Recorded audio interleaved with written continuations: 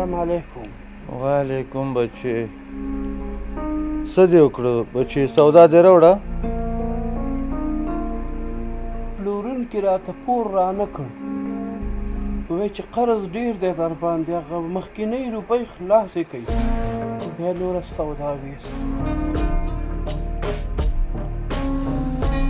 بچیه زه خو په ولږه عادت یم، خو ستا دا معیوب ځان او دا ولږه ما خوب ته نه پرېږدي.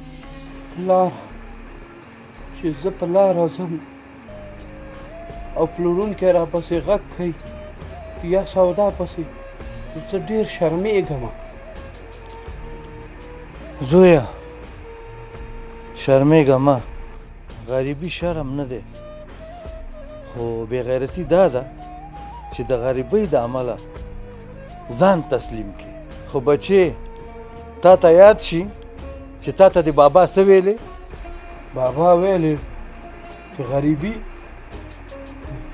بدن وږی کوي، خو غیرت نه پرېږدي چې زړه م وږی کړي.